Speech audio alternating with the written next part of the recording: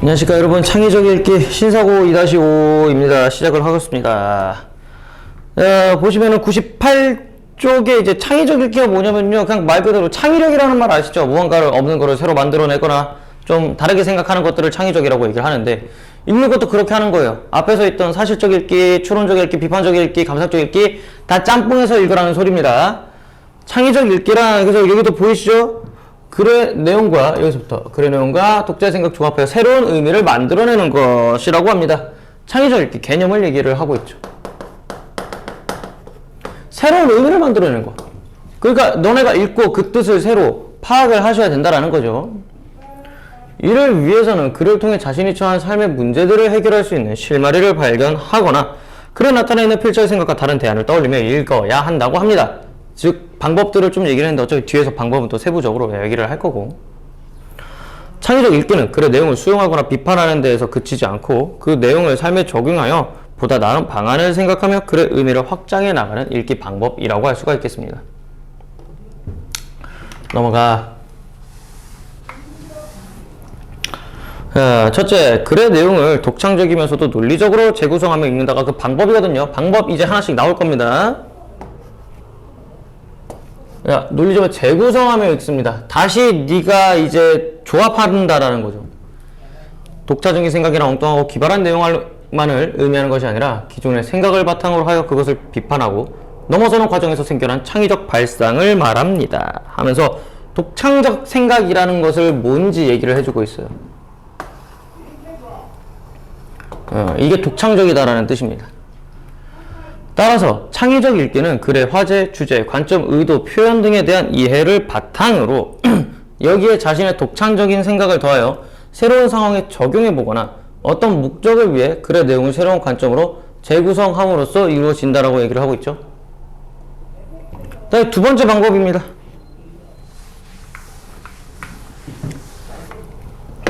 이거 글의 내용을 삶의 문제들과 연관지어 해결 방안 떠올리며 읽는다라고 하는데, 결국에는 뭐야, 우리가 계속해서 들었던 거, 글을 읽었으면 네 생활에 써보라는 거죠. 네 생활에 써서 어떻게 하는 거야. 그건 내가 이 글을 읽었으면 여기서 깨달은 거를 내가 살면서 어떻게 이용을 해 나가지? 라는 것들을 생각을 해보란 거예요. 그래서 해결 방안까지 네가 항상 고민하던 거를 글을 통해서 해결을 할 수 있다는 소리죠. 여기 봐봐. 기존의 방식으로는 해결할 수 없는 문제들이 많은데요, 이때 책을 읽으면서 그 해결 방안을 찾을 수 있다라고 얘기를 합니다. 똑같은 얘기잖아. 그 다음에 셋째, 필자의 생각에 대한 대안을 마련하며 읽는다. 그러니까 이거는 거의 비판적 읽기에 가까운 거죠. 얘가 하는 말 그대로 수용하는 게 아니라 얘가 하는 말도 일리는 있는데 좀 요거랑 좀 변화를 시키면 어떨까 라고 얘기를 하는 거죠. 그래서 무조건 수용하지 마라. 무조건 수용하지 마라.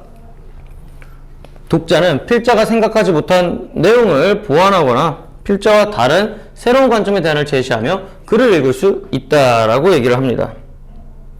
그래서 보시면은 첫 번째는 뭡니까? 자신의 삶에 적용하고, 두 번째는 문제 해결하고, 그 다음에 새로운 대안 찾기입니다. 그 다음에는 창의적으로 사고하기도 있죠. 자, 그래서 이런 지문이 있네요. 예를 들어 봅시다. 일단은 자, 개인의 권리가 무시당하거나 억압당하는 사회에서는 사회 정의가 실현될 수 없습니다. 전제 국가에서 왕이나 독재자는 얘가 전제 정권이 뭐냐면요, 왕이 짱인 나라입니다. 그래서 왕이나 독재자는 절대 권력과 권리를 모두 독점한 채 백성들을 수단시한다라고 나와 있습니다. 마찬가지로 한 가정에서 아버지가 가부장적 사고방식을 갖고 있다면 그는 자기도 모르게 독재자 노릇을 할 수도 있습니다. 해결에 의하면 가정의 윤리는 사랑이고 사회의 윤리는 협력이며 국가의 윤리는 법이라고 했습니다. 가정의 윤리적 기준을 사랑이라고 말한 데에는 다 그만한 이유가 있다. 사랑은 권력이 아니라 권리에 가깝기 때문이다.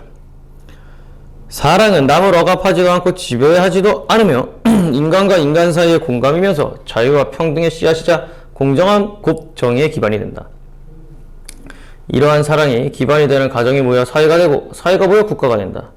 따라서 법의 가장 기본적인 바탕 역시 사랑이 아닐 수가 없다라고 얘기를 하고 있는데, 그래서 그냥 가정의 윤리적 기준이 왜 사랑인지를 얘기를 해주는 거예요. 왜? 나라랑 가정은 너무 다르다라는 거죠, 중간에. 그래서 이거를 우리가 이제 읽은 방법을 적용해서 한번 보자라는 거죠. 읽기 방법을. 윗글을 읽은 독자는 자신이나 사회가 겪고 있는 문제들을 떠올려 글의 내용에 적용해 볼 수 있습니다. 예컨대 대화가 점점 부모님이랑 없어. 동아리에서 의견 충돌해서 친구랑 좀 그래. 그러면 윗글을 읽으면서 다른 사람과의 관계에서 뭐가 부족하다? 이해가 배려가 부족하진 않았는지 되돌아보라는 소리죠. 자신이 공동체 내에서 독재자처럼 행동한 것은 아닌지를 생각하며 이런 것을 깨달아서 문제 해결의 실마리로 떠올릴 수 있다. 그러니까 글을 읽고 자신을 되돌아보고 문제를 해결한다는 소리죠. 아까 위에 나온 방법 중에 하나네요. 그래서 뭐 이런 것도 거식이다. 그래서 필자의 견해에 따라 뭐 이런 것보다는 이런 대안도 나타날 수 있다라고 합니다. 자, 창의적 읽기 같은 경우에는 그냥 뭐 아까 우리 방법 4개만 외워주시면 될 것 같습니다. 4개냐? 솔직히 말해서 셋째죠 거의.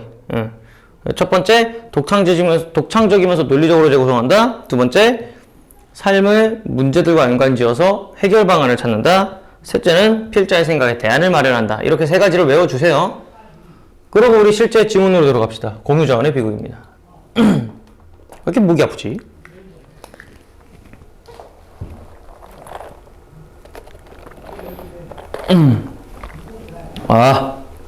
봅시다. 공유자원의 비극. 공유자원이라는 건 뭐냐면요, 말 그대로 우리가 쓰고 있는 이 산소, 아니면 뭐 식수? 이런 것들이 다 공유자원입니다. 그러니까 누군가가 독점할 수 없는 것들이요. 얘기하겠습니다. 공유자원은 여러 사람이 공동으로 소유하고 소비하는 자원입니다. 자, 공유자원의 개념이 나왔죠.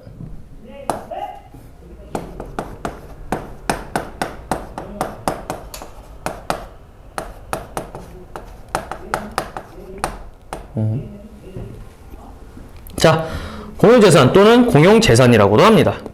예를 들어 공기는 우리 모두 공동으로 소유하고 소비하는 자원이죠. 산이나 들, 바다에 있는 야생동물들, 들에 피는 이름 모를 것, 서울 시민들의 식수를 담당하는 한강도 공유자원입니다. 그러니까 지금까지 얘기한 거 공유자원의 예시들을 들었죠?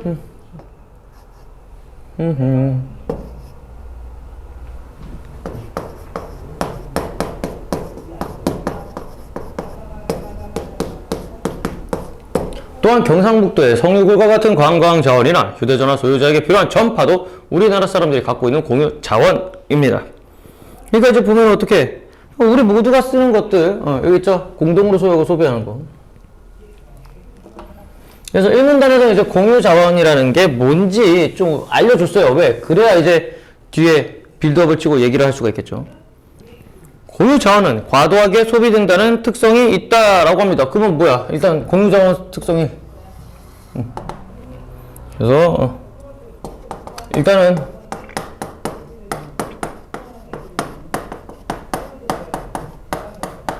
비극을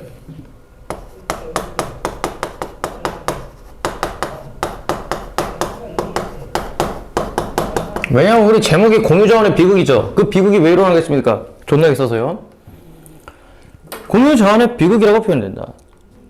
같은 음식을 여러 사람이 함께 먹을 때와 혼자서 먹을 때 어느 쪽이 더 맛있게 느껴질까? 당연히 다른 사람들과 같이 먹을 때 훨씬 맛있다고 느껴진다. 이러한 이유로 사람들은 여러 사람들과 같이 음식을 먹을 때 더 많이 먹게 됩니다. 밥을 즐겁고 맛있게 먹는다는 점에서 공유자원의 희극이라고 해야 할지도 모르지만 음식 입장에서는 빨리 사라지게 되므로 이 경우 역시 공유자원의 비극에 해당합니다. 그래서 여기 이건 누가 인간 중심에서 본 겁니다.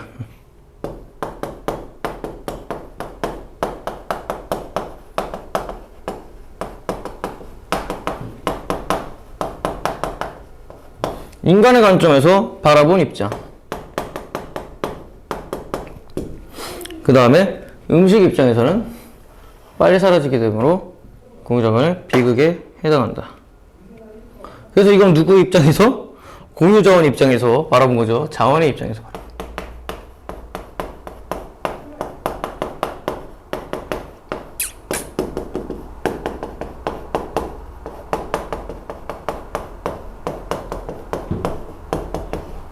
자, 일단 이렇게 써 놓으시기 바랍니다. 넘겨. 일치 정지하고 쭉쭉 쓰세요.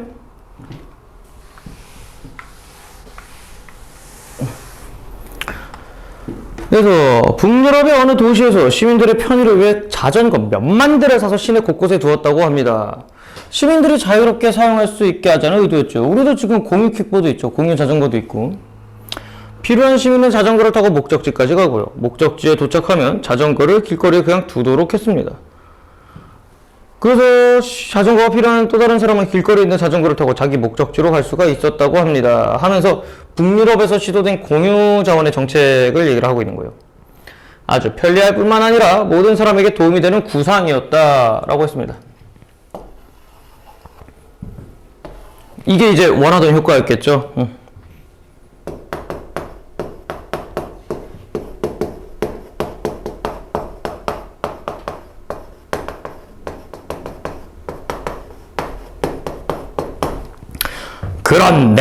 그런데 나왔다. 그런데 하지만 그런데 그 결과 상당수의 자전거를 도난당하거나 그나마 남아있던 자전거의 대부분이 마탱이가 갔다라고 합니다.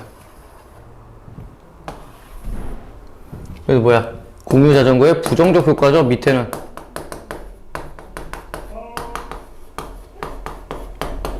왜냐? 내게 아니니까 함부로 해요, 사람들이. 공유 킥보드도 그렇고 막 길거리 널브러져 있잖아요. 그 다음에 좋은 구상이었지만 의도대로 실행되지는 못했다. 바로 공유자원의 비극 때문이었다. 수산자원, 야생동물, 지하자원은 모두 공유자원이기 때문에 공유자원의 비극이 발생한다라고 합니다.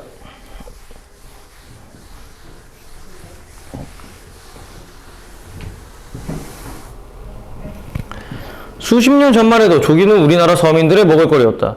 하지만 요즘은 달라졌다. 조기는 우리나라 서해에서 부화해서 동중국해를 거쳐 대만 인근까지 갔다가 다시 서해로 돌아와 알을 낳습니다. 그러니까 뭐야, 얘들은요 여기저기 막 갔다가 오는 거죠. 알을 낳은 조기를 잡으면 좋을 텐데 어부들은 조기가 알을 낳을 때까지 기다리지 않았대요. 기다리면 다른 어부들이 먼저 조기를 잡기 때문에 조기가 다니는 길목을 지켰다가 모조리 잡았던 것이다. 우리나라 어부들 뿐만 아니라 중국, 대만의 어부들까지 모두 조기를 잡았다. 조기가 알을 낳기도 전에 잡아버린 탓에 이제는 거의 씨가 말랐고 당연히 조기값이 급등하였습니다. 그래서 결국에는 어떻게 됐다? 공유자원의 비극이 발생했다라는 거죠. 어디 갔어?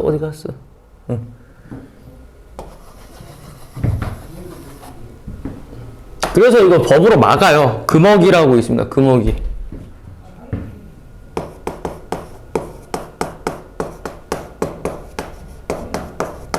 아우씨, 너무 높아. 공유자원의 아씨 높아. 비극. 조기는 주인이 따로 없기 때문에 누구나 그냥 잡기만 하면 자기 것이 되다 보니 너도 나도 조기를 더 많이 잡으려고 한 것이다. 물론 어부들도 조기가 알을 낳기 전에 잡으면 안 된다는 사실을 알고는 있었어요. 하지만 자신만 고기 잡이를 멈춘다고 해서 문제가 해결되지는 않기에 않는다는 것도 알고 있었습니다. 그래서 결국 아무도 조기 잡는 손을 멈추지 않게 되었고요. 이에 정부는 조기에 대한 금어기를 설정하게 됩니다. 결국에는 정부가 개입을 하게 되는 거죠. 어디 갔어?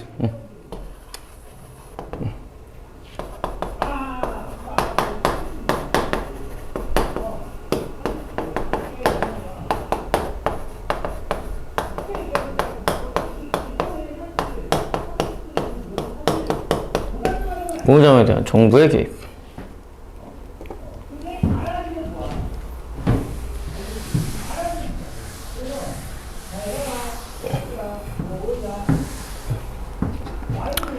시장에 맡겨서는 공유자원의 비극을 피하기 어렵다. 이 말 뜻은 뭡니까?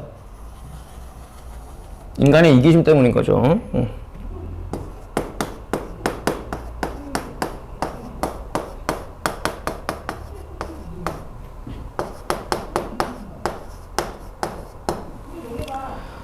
따라서 정부나 시민들의 개입이 필요합니다.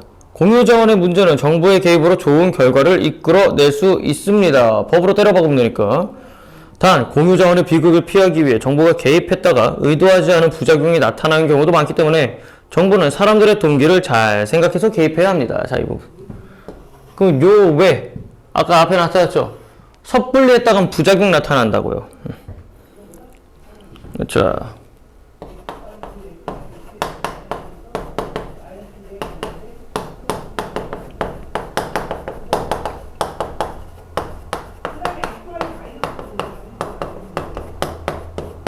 정부가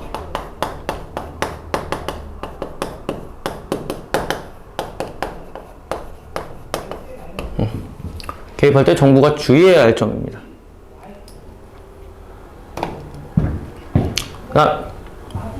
넘깁시다. 자, 정부가 개입해서 발생한 부작용으로는 다음에 예를 들 수가 있습니다. 또 사례를 갖다 들이박네요. 우리나라는 바다에서 그물코가 작은 그물을 사용할 수 없도록 하고 있습니다. 왜냐면요, 새끼들은 다 빠져나가게 하는 겁니다.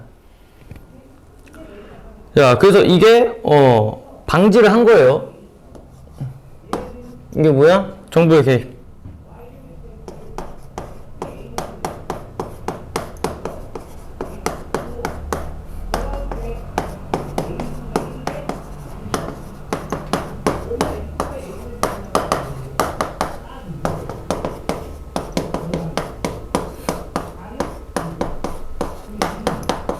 그래서 개입을 했단 말이야.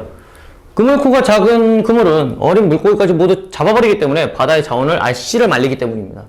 하지만 일부 어부들은 몰래 그물코가 작은 그물을 사용한다. 그리고 경비정이 쫓아오면 잡히지 않기 위해 그물을 끊고 시치미를 뜹니다. 그럼 또 그 끊어진 그물이 바다에 버려지게 돼요. 이런 행위는 바다를 오염시키는 부작용을 가져오게 됩니다. 오히려 이게 부작용이죠.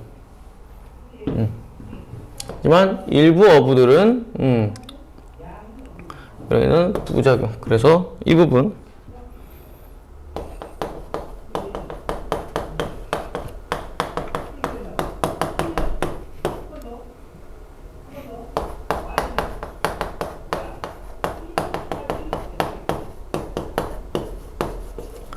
그러니까 얘네가 새끼를 못 잡게 하려고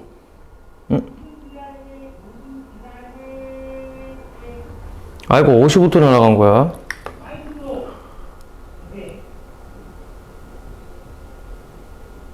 계속 뛰고 있었네? 그러니까 이게 새끼 물고기를 못 잡게 하려고 한 거거든요. 새끼 물고기를 못 잡게 하려고 한 건데 오히려 역효과가 났죠. 왜? 단속을 해보니까 그럼 그 그물만 안 쓰면 되는 거 아니냐고 그물을 끊어버리고 다 버려버린대요. 그러니까 어떻게 해야겠어? 잡으면 안 되는 거. 그러니까 새끼를 보호할 목적이면은 그물 말고 다른 방식으로 해야 되지 않을까요? 그물만 단속한다고 되는 게 아니죠. 그물을 버려버리니까. 아예 뭘 단속하는 거야? 선창을 까봐야지. 잡은 거, 어획량을 봐가지고 이거 잡으셨네요. 이렇게 단속을 해야 되는 거죠. 자, 근데 이거를 시민들이 자발적으로 해결한 경우도 있다고 합니다. 무조건 정부의 개입이 필요한 건 아니란 소리죠. 오스트레일리아 바닷가재 공동체의 사례를 살펴보자. 1960년대 이 지역의 어부들은 바닷가재 랍스터의 숫자가 계속 줄어드는 고무자원의 비극을 겪고 있었답니다. 문제를 해결하기 위해 어부들은 좋은 생각을 했습니다. 공동체를 결성해서 설치할 수 있는 어망의 숫자를 제한하기로 한 거예요. 근데 이 정도면 뭐 다행이지. 그래서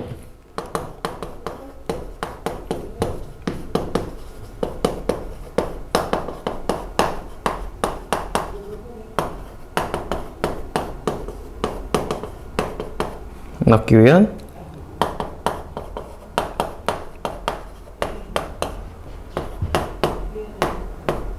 아이고 씨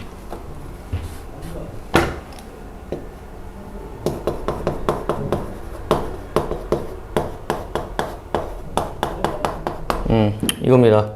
공동체 결성에서 숫자 제한합니다. 이에 다른 사람이 어망을 더 설치하는 것을 서로 감시하게 되면서 불법적으로 어망 설치하는 어민들이 사라졌고 결국 바닷가재의 숫자를 늘리는데 성공했습니다. 그런데 시간이 흐르면서 어민들이 꼭 자신이 어망을 설치할 필요가 없다는 것을 깨달았습니다. 왜? 어망의 숫자만 제한했을 뿐 어망을 설치하고 잡을 수 있는 사람을 제한하지 않았기 때문이에요. 그럼 무슨 말이야 이게? 그래서 주민들의 어망의 숫자는 계속 제한을 둔 상태에서 어망을 설치할 수 있는 권리를 팔기 시작했고 새로 바닷가재를 잡으려는 사람들은 기존 어부들에게서 돈을 주고 이 권리를 사야 했습니다. 어망 설치 권리를 팔면서 어부들은 이를 적게 하면서도 소득은 점점 높아졌다라고 합니다. 그러니까 이게 법적으로 포획을 할 수 있는 그 자격증 같은 게 있습니다. 우리도 그냥 배만 있으면 다 조업을 할 수 있는 거예요. 조업 허가권이 있어요. 근데 여기서도 지금 이제 그 어망 허가권이 있나 봐요. 하지만 개수는 제한해뒀죠. 대신에 어망 몇 개까지 설치해라 이건 있는데요. 한 사람이 몇 개까지 하라는 건 없던 거예요. 그렇기 때문에 어떻게 하는 겁니까? 이걸 팔아요. 조업권을 이렇게 팝니다. 돈 주고. 야, 나 이거 해줘도 되는데 이렇게. 근데 이거를 한 명, 두 명, 세 명한테 계속 부려주는 거야. 그러다 보니까 뭐야? 한 사람이 하나씩밖에 안 하잖아요. 뭐 어때요? 하지만 결국 그 어망은 자신의 허가로 나온 거죠. 그러니까 이거를 막지는 못했다라는 거지. 자, 그래서 결국에는 오히려 어부들의 소득이 엄청나게 증가한 거죠.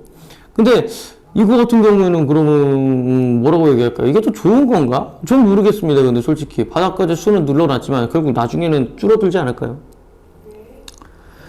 이 사례가 시사하는 점을 생각해 보자. 만약 정부에서 어망을 제한했다면 다른 여러 나라에서 그랬던 것처럼 불법 조업이 기승을 부렸을 것이다 라고 합니다.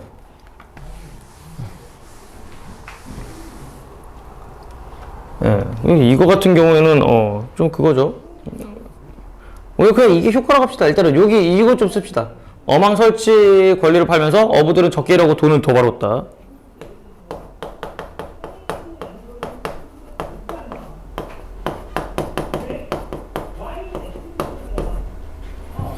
어부들이 자발적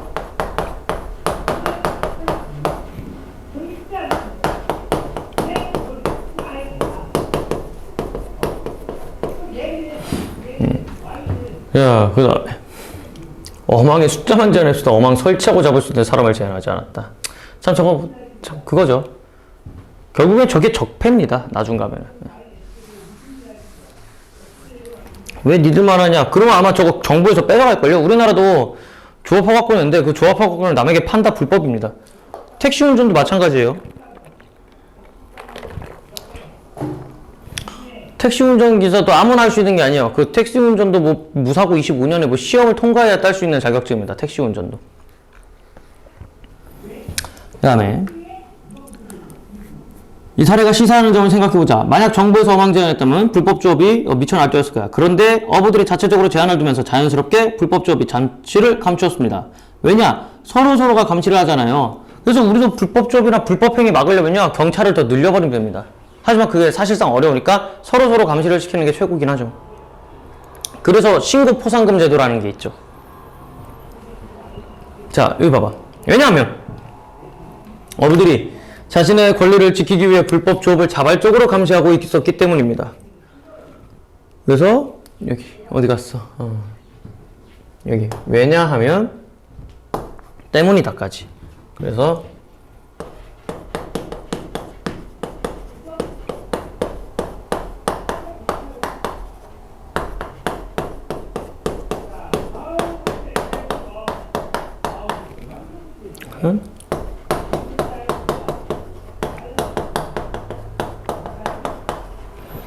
인간의 본성을 바로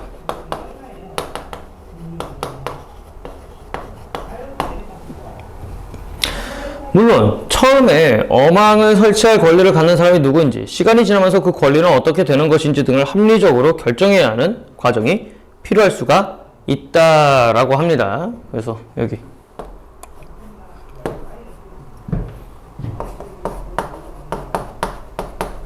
시민들의 자발적 개입에서 선행되어야 할 점입니다.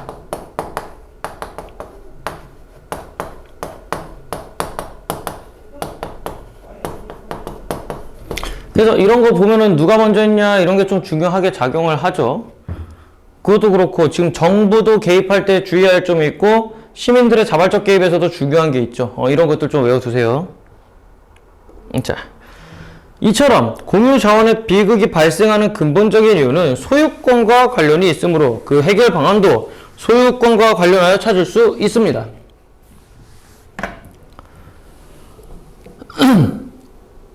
오스트레일리아의 바닷가의 공동체처럼 공유자원을 각자의 재산으로 만드는 것이 공유자원의 비극을 해결할 기본 원리이다. 그렇다면 소유권으로 해결할 수 없는 환경 문제는 어떻게 해야 할까? 라면서 이제 또 질문을 통해서 또 환기를 시키고 있죠. 우리가 마시는 공기도 공유자원이라고 할 수 있는데 이 공기가 점점 오염되고 있습니다. 공기를 깨끗하게 하는 방법 중 하나는 지구의 허파라고 불리는 아마존의 열대림을 보존하여 공기를 깨끗하게 하는 것입니다. 하지만 아마존 원주민들이 열대림을 보존하여 얻을 수 있는 것은 무엇일까? 그들의 입장에서는 열대림을 태워서 밭을 일구고 작물을 키워 팔면 돈을 벌 수 있어요. 그런데 이걸 지구 환경을 위해 이득을 포기하라고 한다고요? 그럼 경제적 이득을 포기하는 대신에 원주민들은 뭐를 얻는데? 라는 거지. 자, 이 부분 어디 갔어? 숄랑? 어디 갔어? 여기 이 부분. 경제적 이득을 포기하라고 하는 것은 여기. 경제적 이득을 포기하면서 현재 원주민의 가혹행위다. 열대를 보존하기 위해서는 동기부여를 해야 된다. 여기까지. 그러니까 대안이 나타나는 거죠. 무조건적으로 야 환경 존망하니까 니들 함부로 하지 마. 그럼 우린 뭐 먹고 살아요? 여기 뭐 취업시켜주든가 아니면 뭐 이렇게 해야 될 거 아닙니까? 그래서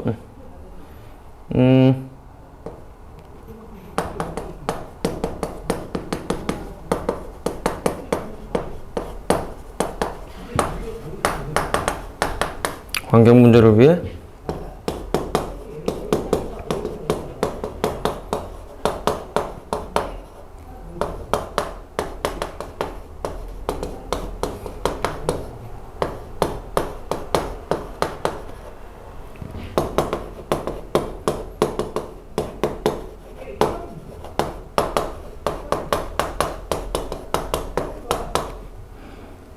그것은 불가능함으로 따라서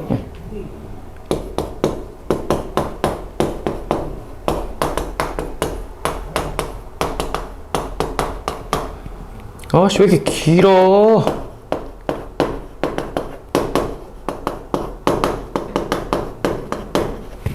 혜택을 주어요.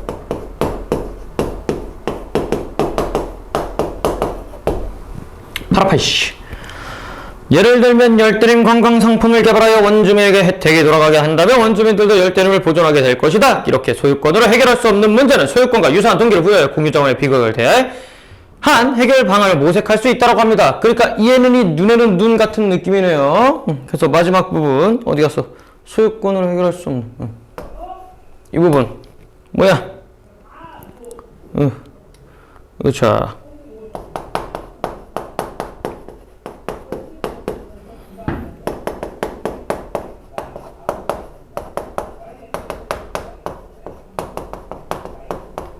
소유권을 부여할 수 없는 공유 자원과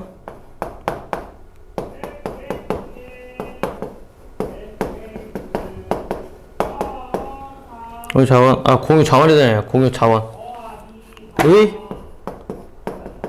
비극을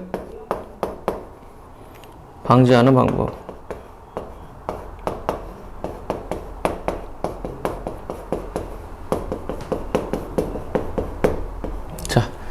요겁니다.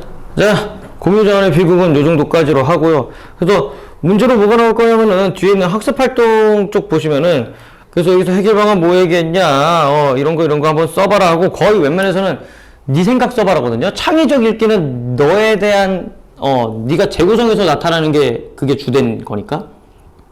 그럼 학교 시험으로는 어떻게 나올까요? 이렇게도 생각해 볼 수 있다, 저렇게도 생각해 볼 수도 있다, 올바르게 생각해 본 것으로 알맞은 것은 이런 걸로 물어봅니다. 결국에는 요 지문을 통해서 올바르게 생각할 수 있냐 없냐예요. 그러니까 얘는 오히려 문제가 더 쉬울 수도 있습니다. 아예 개소리 쓰는 새끼 하나 고르면 되거든요. 그렇기 때문에 어렵게 생각하지는 마시고요. 한번 쭉 읽어보고 천천히 지문 정리를 해 주시기 바랍니다. 수고했습니다.